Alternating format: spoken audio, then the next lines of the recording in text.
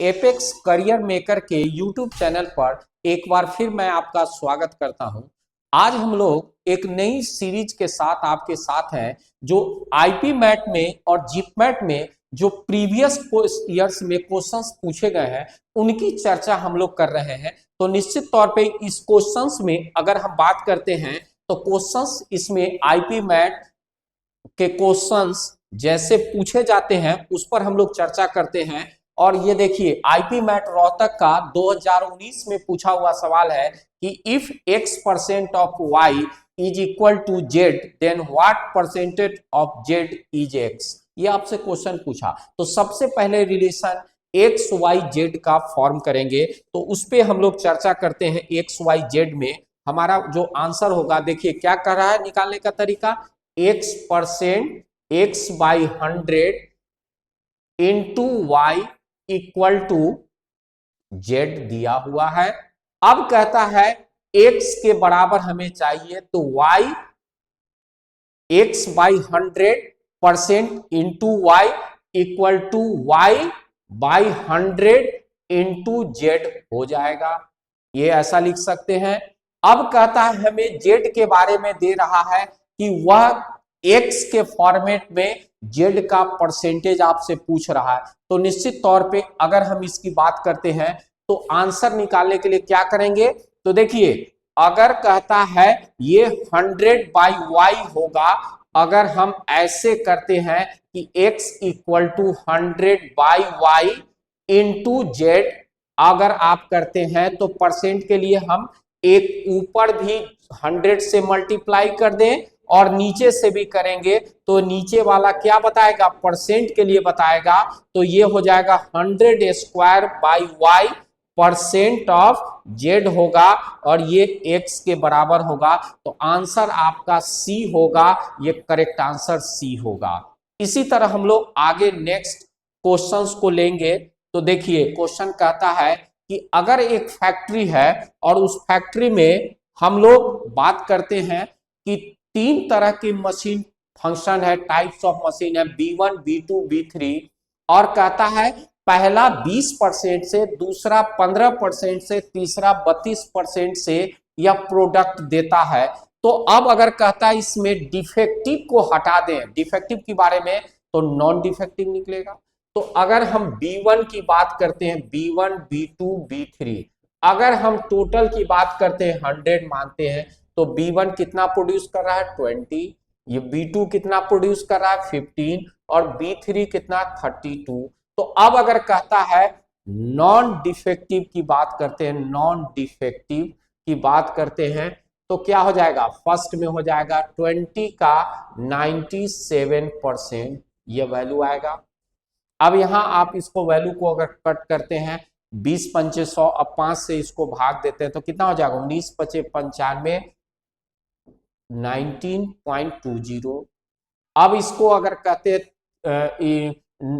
Second के लिए अगर कहते हैं नॉन डिफेक्टिव तो क्या हो जाएगा, सेकंड के लिए 15 इंटू कितना परसेंट का रहा है 7 हटा देते हैं तो 93/100 और ये वैल्यू आपको कितना हो जाएगा 5 3 जा 520। अगर इसको भाग देते हैं तो 3 3 जा 9 और 9 3 जा 27/20 अगर भाग देते हैं तो ये देखिए 20 से भाग देंगे तो क्या हो जाएगा 13.19 मतलब 2 9 जा 18 और 5 13.95।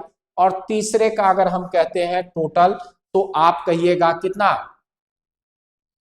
32 का 98% और ये सारे का कैलकुलेशन अगर आप करते हैं तो आंसर आपको 64% आंसर आपको आएगा कैलकुलेट करने पर। तो इस तरह से आप देख रहे हैं कि निश्चित तौर पे इन सब में नॉन डिफेक्टिव का परसेंट अगर कहते हैं तो 64% आंसर होगा। अब अगर हम नेक्स्ट सवाल के बारे में करते हैं तो देखिए नेक्स्ट सवाल में अगर आप जाते हैं तो नेक्स्ट सवाल क्या कहता है कि एक कैंडिडेट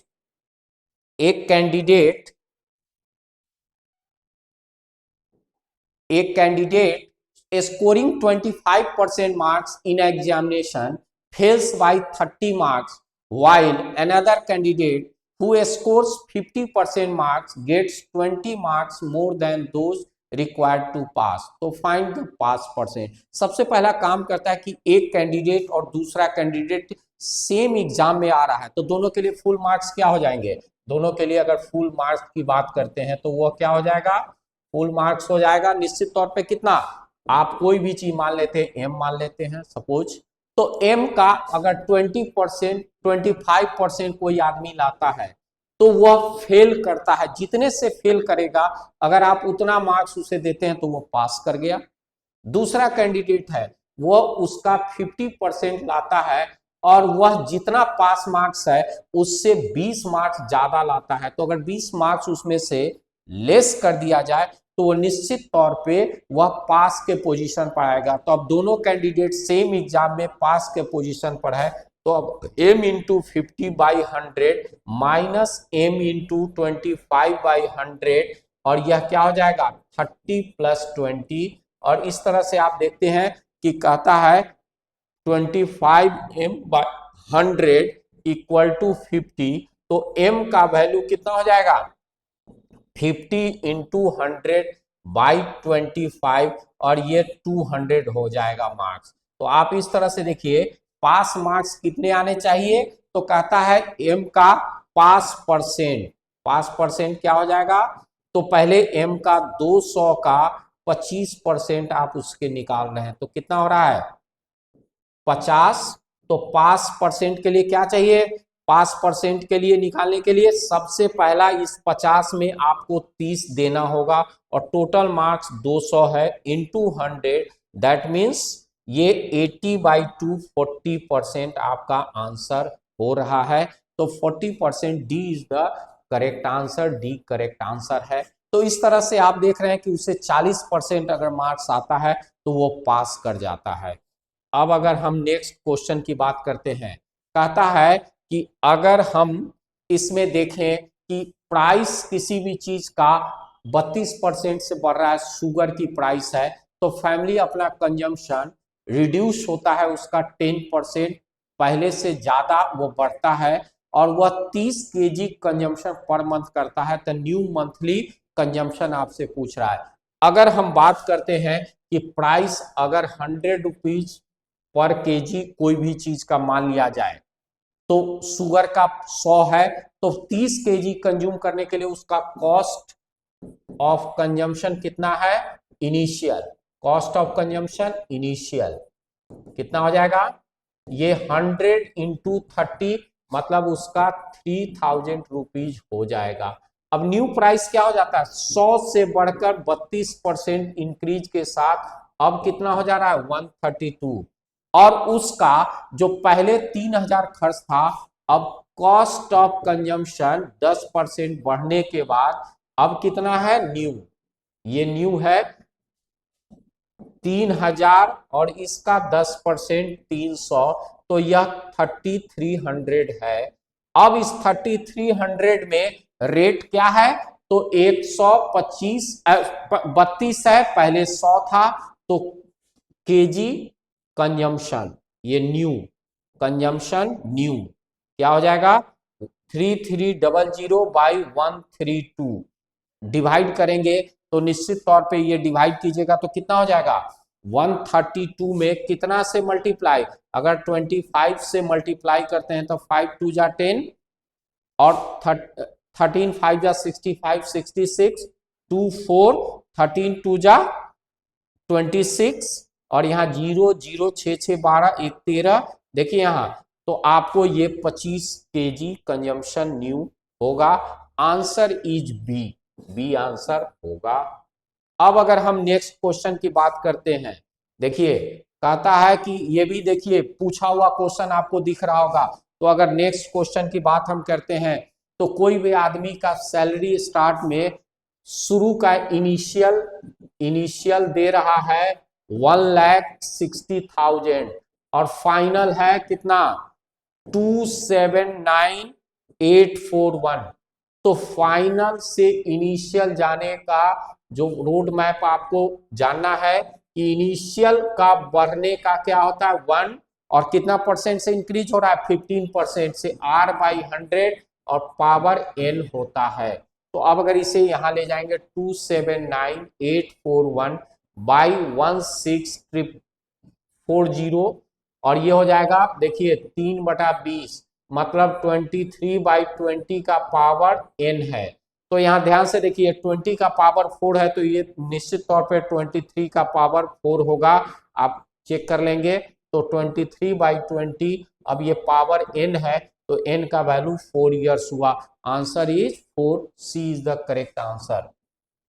इसके बाद नेक्स्ट सवाल पर अगर हम चलते हैं तो देखिए क्या कहता है, कोई भी आदमी का अपना 60% एक संख्या में ऐड होता है, मतलब 60% ऑफ ए नंबर, 60% मतलब 60/100 ऑफ ए नंबर ए है। अब वह बी से जुड़ता है तो बी का वह कितना परसेंट हो जाता है, 175% हो जाता है। तो बी को एक तरफ ले जाएंगे, क्या हो जाता है, ऑफ इट्स प्रीवियस नंबर। कहता है 60% of A number A is added to another number B, then b becomes 175% of its previous value। Previous value के बारे में कहता है तो यह a का प्रीवियस वैल्यू कितना हो जाएगा, यहां ध्यान से देखिए a का b becomes 175 its previous value. तो ये कहता है अगर हम 60/100 की बात करते हैं a, तो ये क्या हो जाता है b 175 माइनस ये b इधर जाएगा तो b इंटू 75/100 होगा, मतलब a बाई b का वैल्यू ये क्या कहते हैं 100 कैंसिल हो जाएगा, 75/60 मतलब 5/4 मीन्स 4a बराबर 5b। मतलब आपको ये समझ में आना चाहिए कि केवल a का 4 टाइम्स b के 5 टाइम्स के बराबर है, that means a is greater than b और आंसर हो जाएगा a, पहला ऑप्शन ए आंसर होगा। अगर हम बात करते हैं नेक्स्ट सवाल की बात करते हैं तो देखिए क्या कहता है, अगर value of A flat is ₹5 lakhs depreciating at 10% in how many years it will reduce to 364500। तो कहता है आप इसको ऐसे समझिए कि डेप्रिसिएशन और ये दोनों में सिर्फ प्लस और माइनस का होता है, ये फाइनल वैल्यू है और ये इनिशियल वैल्यू है। देखिए ध्यान से ये इनिशियल वैल्यू है और डेप्रिसिएट करता है 110/100 और ये n की बात है। तो अगर यहाँ कहते हैं 364500 और ये 5 lakhs की बात है तो ये क्या हो जाएगा 9/10 टू द पावर n होगा। अब यहाँ देखिए 2 जीरो से 2 जीरो कैंसिल हो गया, अब यहाँ इसको काटिएगा तो देखिए ध्यान से यह कितना है 1000 कट जाएगा और ये 729 टाइम्स में कट जाएगा। तो निश्चित तौर पे यह क्या हो जाएगा 9/10 टू द पावर 3 और ये 9/10 to the power n, n का वैल्यू 3 इयर्स हो जाएगा।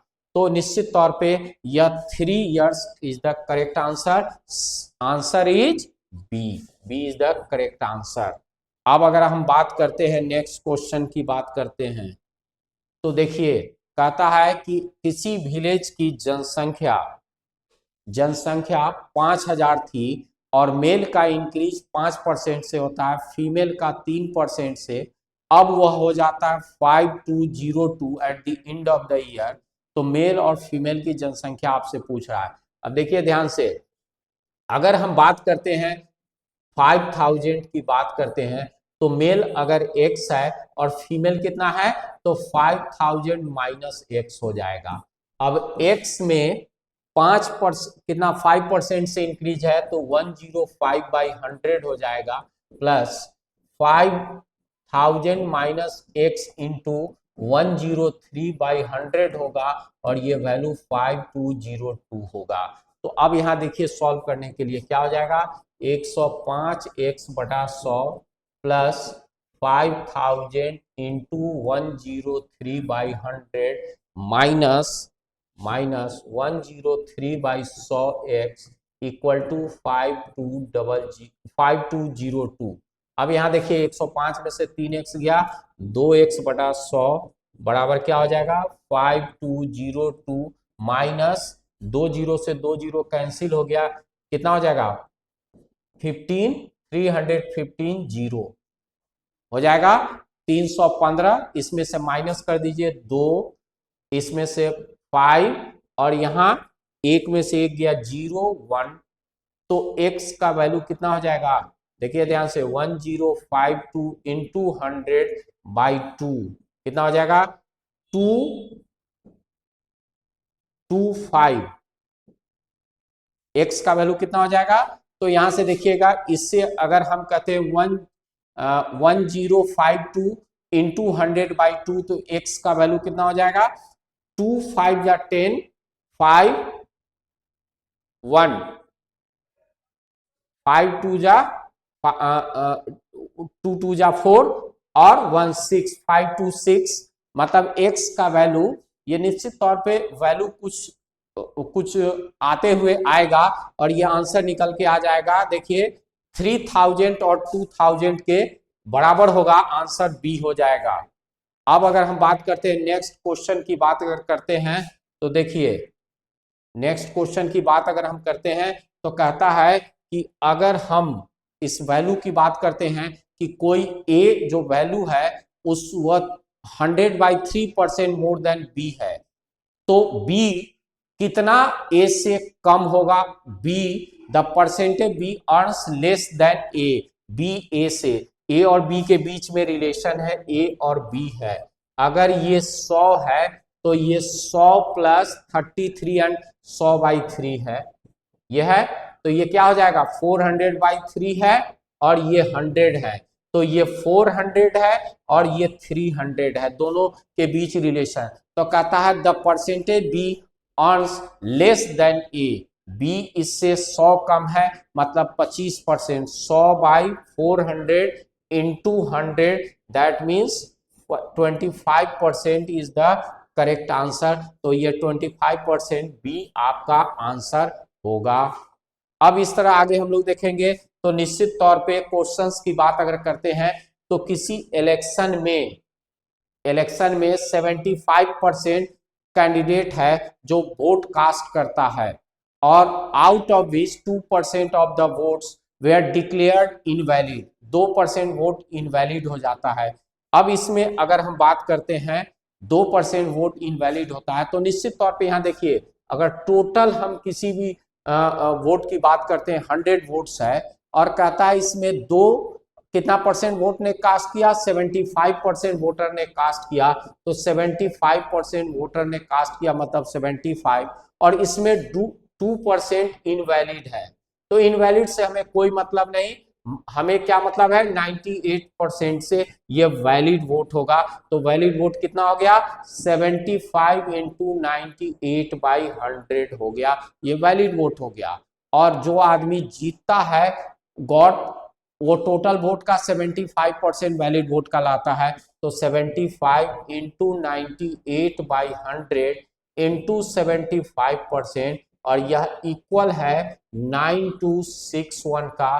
तो एक पार्ट का कितना हो जाएगा 9261 इंटू 100/75 इंटू 98 इंटू 75, तो 100 टोटल वोट्स चाहिए, 9261 into 100 into 100 into 100/75 into 98 into 75, आप इसे कट करेंगे तो निश्चित तौर पे ये वैल्यू हमें निकलेगा 16800, ये कट के हो जाएगा 16800 और आंसर क्या हो जाएगा B is the correct answer. तो इस तरह से हम लोग इस क्वेश्चन को सॉल्व किया। अब नेक्स्ट क्वेश्चन पर हम लोग चलते हैं। अगर कहते हैं कि किसी भी कोन, सर्कुलर कोन की बात अगर हम करते हैं, सर्कुलर कोन क्या है, तो सर्कुलर कोन की बात करते हैं तो वह 40% से उसका रेडियस और हाइट दोनों इंक्रीज होता है। तो अब कोन का अगर हम बात करते हैं किस चीज की बात करना है, तो वॉल्यूम की बात करना है। वॉल्यूम क्या होता है 1/3 πr² h होता है। तो निश्चित तौर पे अब अगर ओल्ड वॉल्यूम था, ओल्ड वॉल्यूम यही रह जाएगा, क्योंकि 1/3 पाई आर स्क्वायर एच होगा। लेकिन न्यू वॉल्यूम में अगर हम बात करते हैं तो सभी चीज 40% से बढ़ रहे हैं, तो पाई इंटू आर इंटू 1.14 और ये स्क्वायर इंटू एच इंटू 1.14, चूंकि 40% से बढ़ रहा है तो 140/100 मतलब 1.4। तो आप देखिए न्यू ओल्ड और न्यू में क्या रेशियो है, तो ये देखिए 1/1.4 क्यूब हो जाएगा, और इस तरह से देखिए 1/2.744 होगा। तो दोनों में डिफरेंस कितने का है, क्योंकि इंक्रीज होगा 1.744, तो परसेंट डिफरेंस क्या हो जाएगा 1.744 by 1 into 100, that means yes 175 के अप्रॉक्स आंसर होगा। Answer is a, A is the correct answer. तो इस तरह से हमने देखा कि डिफरेंट डिफरेंट क्वेश्चन को सॉल्व करने के लिए जो पूछे जाते हैं हम लोग डिफरेंट डिफरेंट तरीके का इस्तेमाल करेंगे, और इस तरह से हमारा क्वेश्चंस का आंसर ठीक से सॉल्व होगा। और अगर हम लोग इसे धीरे धीरे सीखेंगे तो निश्चित तौर पे हम लोग अचीव करेंगे। तो कहता है कि अगर ये वीडियो आपको अच्छा लग रहा हो तो प्लीज लाइक एंड सब्सक्राइब, और निश्चित तौर पे हम लोग आगे भी नए नए क्वेश्चंस के साथ आपको PYQ के क्वेश्चंस के साथ हम लोग मिलेंगे। नेक्स्ट वीडियो में हम लोग और भी क्वेश्चंस की चर्चा करेंगे। तो सक्सेस मंत्रा क्या है, सक्सेस मंत्रा अगर आप अपने को जगाते हैं, awake, arise and don't let until you get the goal, तो कहता है कि अपने को भगाइए, दौड़ाइए और गोल तक पहुंचिए। Thank you so much.